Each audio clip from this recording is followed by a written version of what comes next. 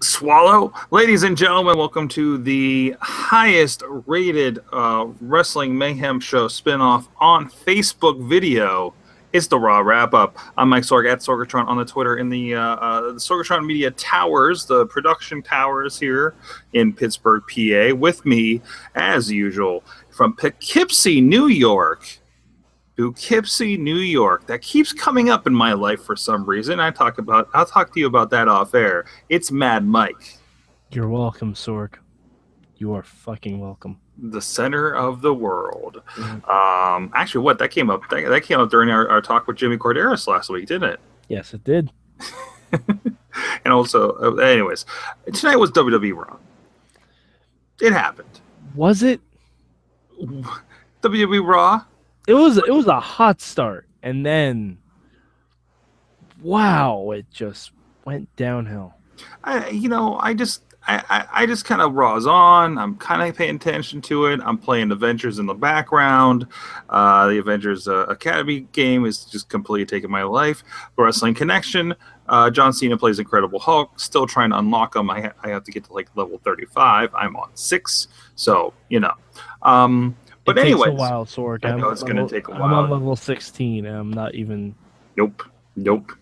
I just got low-key and Black Widow dancing all night long, and nothing's happening.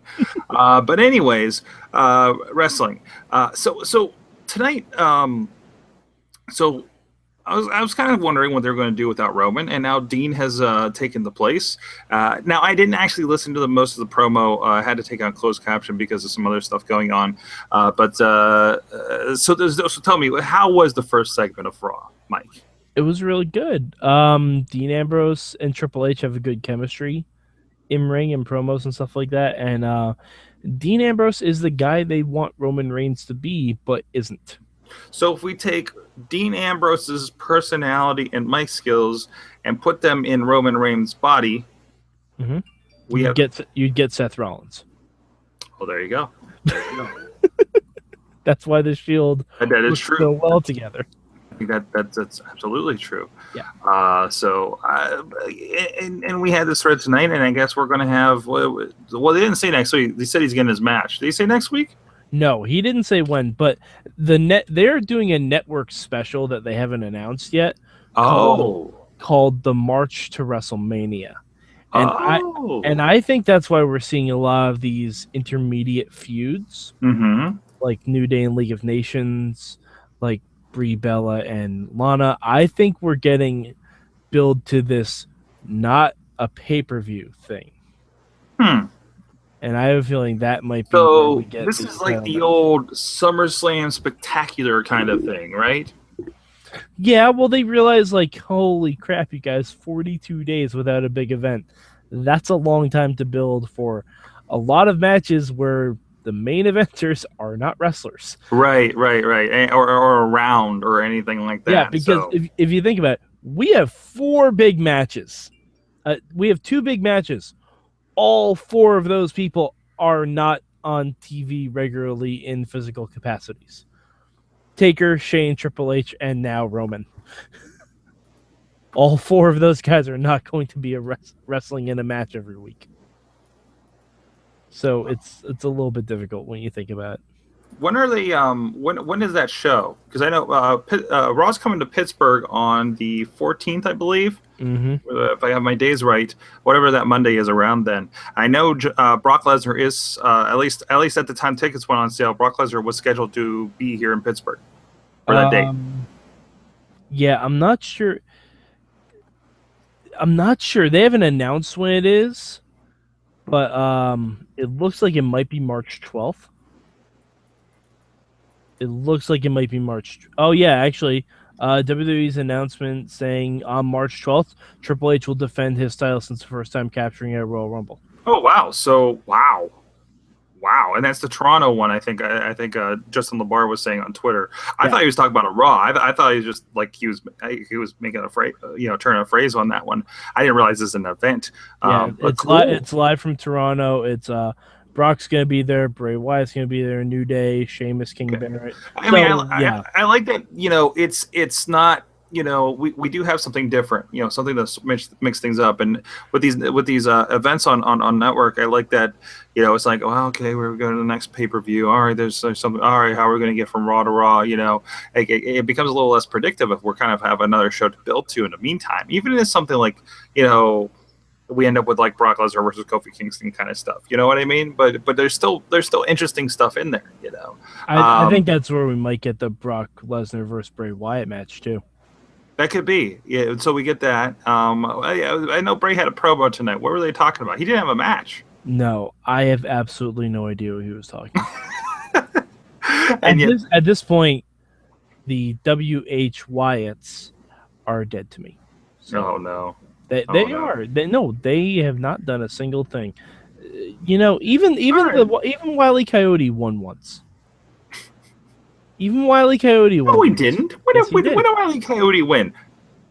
It was a dream sequence, but he won. Oh, come on. Although that's better than Bray's gotten. Although we've proven that dream sequences can happen in pro wrestling, Lucha Underground. So Raw. Anyways, jeez, what else happened tonight? We had Becky and Sasha. Becky and Sasha was great. Becky and Sasha was great, and we get it again in SmackDown, even though I feel oddly familiar to NXT the last few weeks between Joe and Sami Zayn. And Lucha Underground with Prince Puma and Pentagon. You know what? I guess if we do have repeats, at least they're like all the people we would like to see. We're just kind of like, there's no shame. There's no shame. And plus, I have a feeling on SmackDown we're going to get Charlotte interfering, causing another double DQ or something. Right. And then we're going to get triple threat. Right. Exactly. That kind of blew me away for that. So I'm just, it's just kind of like, it's just one of those things. We're like, we just saw this like last week on NXT, right? And now we're seeing it again on Raw and like during the course of a week probably. And I'm not caught up on Lucha. I didn't realize that happened as well. It's okay. At least it's these ones. Interesting what they're doing with Nikki a little bit. So we're continuing with having they're twins. I can't tell. Sure, it's the one that can wrestle. Okay. Kinda. Remember that they used to do the twin magic with having the stuff in their bosoms? Yeah, that doesn't work anymore. But yeah, they're pushing her against Lana for some reason. Is Lana going to start wrestling, you think? Is that what's happening? And what the hell was Rusev's announcement? All right, Rusev's announcement was that he was going to be having a body slam challenge. But I believe they only did this on social media. Because they did not address it once on the show. Because I saw the headline, and I'm like, okay, I'll wait for Raw tonight to find out what it's about. I'm not going to poke at this because I don't like reading so-and-so is going to announce such and such tonight, like in advance. It's like, well, I'd rather just watch Raw and hear it. Right. I mean, this is where I think the show becomes even more disjointed. Like I feel like WWE's in too many places. And again, it's impossible to follow. And you're watching Raw. How many people watch Raw and don't watch SmackDown and don't even realize, because I don't think they even mentioned tonight that Y2AJ had a match with Mark Henry on their team against the New Day on SmackDown, which was fantastic, by the way. You're like, if you're a Rusev fan, say, and you're like, why aren't they doing anything with Rusev? Well, they completely announced this thing over here on social media. Weren't you watching the social media? No, because I'm a regular person. And can't follow all that stuff. And why can't we fit all this stuff in 3 damn hours of Raw? And I still need to find more crap out there for my wrestling world. It's a lot. It's a lot. If you go on the WWE's Twitter page, they showed Adam Rose taking the body slam challenge. Spoiler alert: he failed. Wait, so they're just doing this? Are they doing a video? Like they're literally doing it in video on Twitter. Is this like the Chuck Taylor Internet Championship that he did on Instagram for the longest time? I believe it's similar. Yeah, I don't know if it's eventually going to make its way to the main show. I don't see why it would, because body slamming Rusev doesn't seem like that much of a challenge, considering I'm pretty sure he's been body slammed in every single match he's been in. I don't know. It's those distractions. They're just make content, Mike. Make content. like we do. It doesn't all have to be good. I mean, we know that. But they get paid to make good content. I can't, Mike. Right here, WWE Raw Wrap Up. Yes. I am establishing the Sorgatron Body Slam Challenge. Mm-hmm. You're the first victim. Well, it's going to be difficult. No, Mike. We're going to start it next week. There's a plug-in for this. There's a plug-in for this. Yes. Sorg? Yes. I'm taking the fourth Doctor. He's got the fourth Doctor there. And I am body slamming him. Done. Challenge over. You didn't say who I had to body slam. Well. Yes. But as you can tell, Raw did not have a lot going on tonight. I think everyone was waiting for Shane McMahon or The Undertaker. And, well, let's just say I'm pretty sure Shane McMahon's graphic was up longer than The Undertaker spoke. That was the greatest no promo that we had. And he's just like, when he walked away, I'm just like, what? Like, that's it. That was okay. But what do you gotta think? Like, what was he gonna say? Not entirely going bad guy in this situation, right? But you could go, Vince, why do you want me to be your errand boy, or something like that. But apparently, Taker just came out and said, "All right." We still don't have a reason for Vince picking like The Undertaker, and The Undertaker saying yes to destroying Shane, because it doesn't seem like it would serve Taker's principle to stop Shane from taking over the company.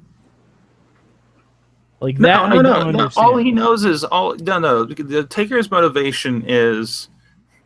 I feel like we're having a whole other kind of show. Taker's motivation is he's a guy that has to win at WrestleMania, and he's not in charge of who gets put in front of him, right? Except the years that he is.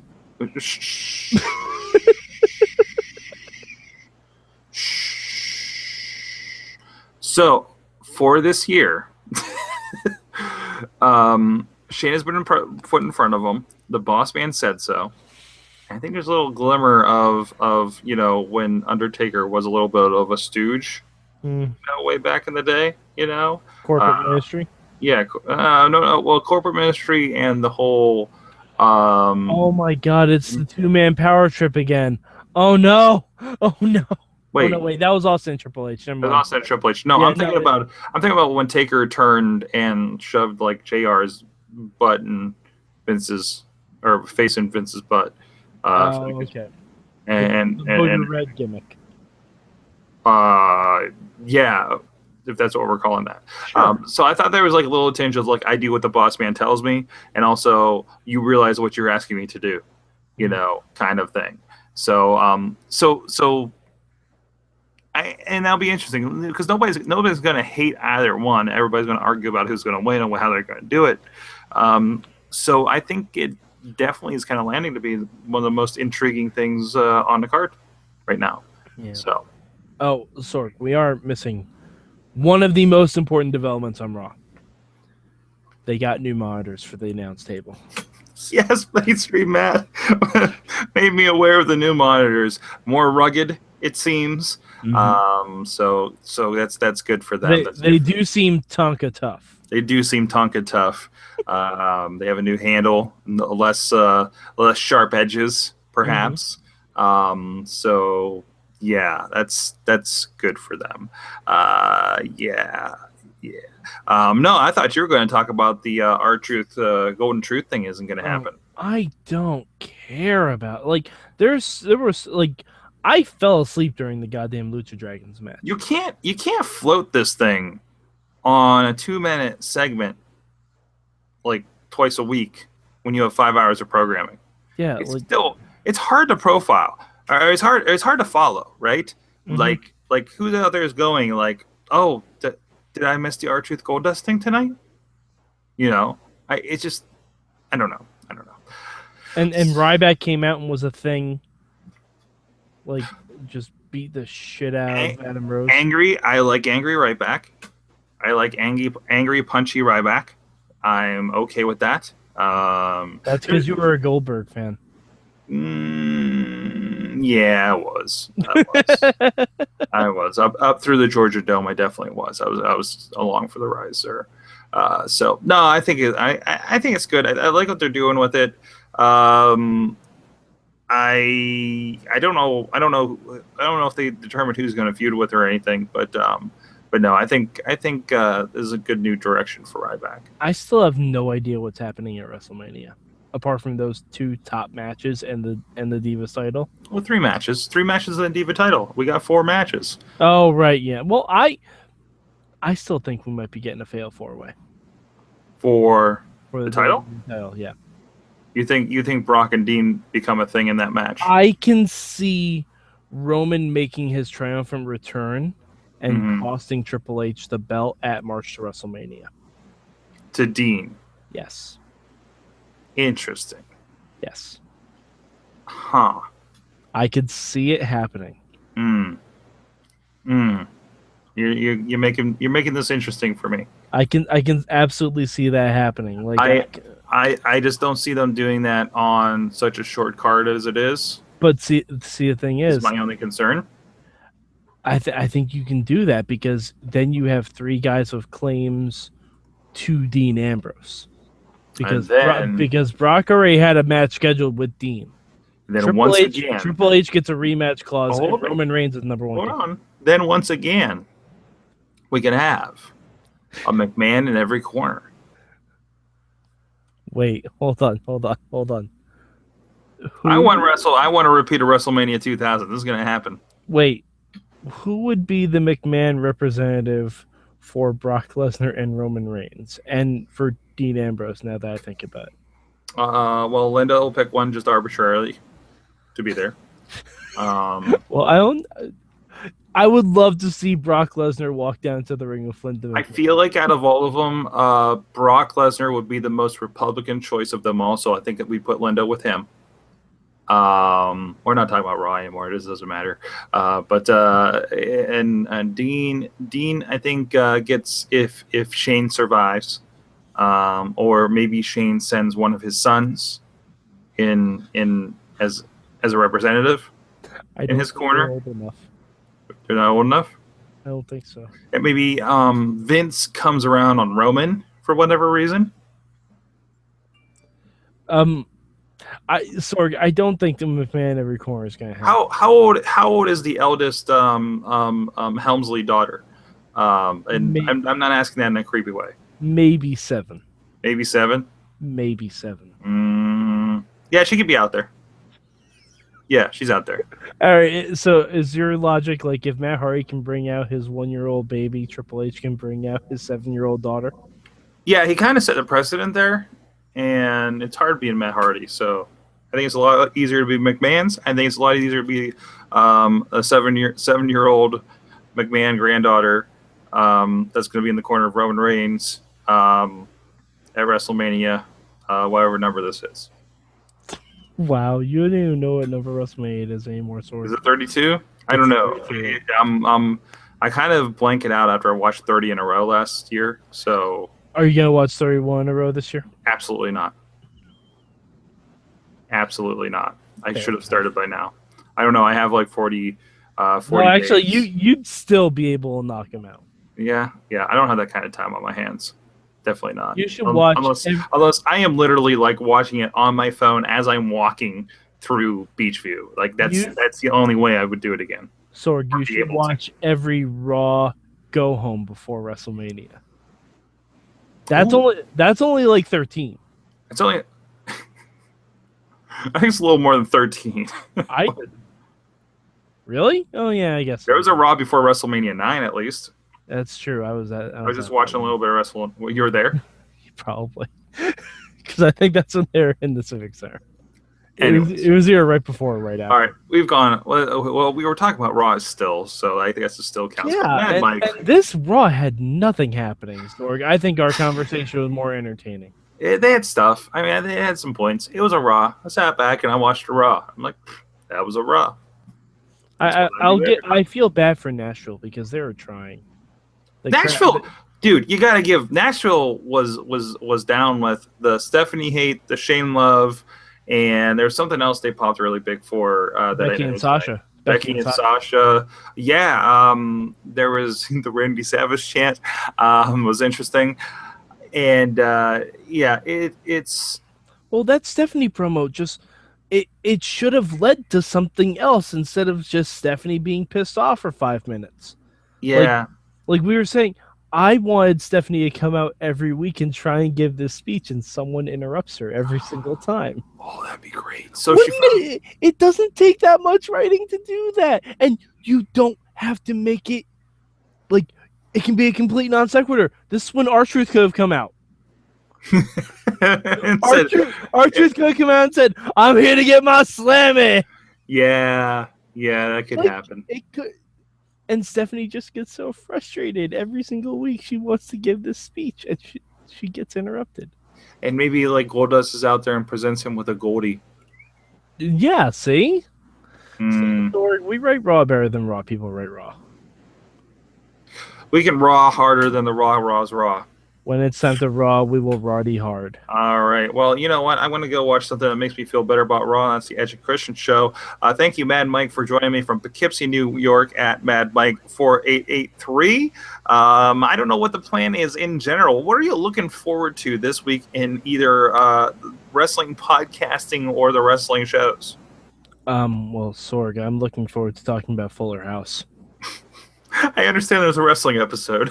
There is a wrestling episode. I watched it, and I have a strong belief that the people who wrote Fuller House are fans of Lucha Underground, and I will get into that tomorrow night on the Wrestling Mayhem show. Fantastic. Hey, they're all out there in LA. So what's up to our buddy Krista Joseph? Yeah. I kind of want to know what he would do with Dolph Ziggler after some of my questions I was throwing out tonight. So, but anyways, I'm Mike Sorg at Sorgatron on the Twitter here in Pittsburgh, PA, Mayhem Central. Check us out live.sorgatronmedia.com for the Wrestling Mayhem Show. Indie Mayhem Show at 11 p.m. We actually already have in our canner interview with the former WWE referee, guy I got to work with a couple years ago in Refereeing 101 with Jimmy Corderas himself. That's available over at joedombrowski.com and indiewrestling.us if you want to check out that DVD or digital release. We had a really good conversation with him. Mike actually joined me as a other former WWE employee himself. So we had a really good conversation. That will be up in the feed Wednesday. We'll likely replay it as well if you're sticking around with us Tuesday night. Subscribe to this feed. Look for the WWE RAW Wrap Up from the Wrestling Mayhem Show on iTunes, Stitcher, not Spreaker, or wherever else you find great podcasts, or let us know and we'll get it out there as well. For Mad Mike, I'm Sorg. We'll see you guys next time. Keep it raw.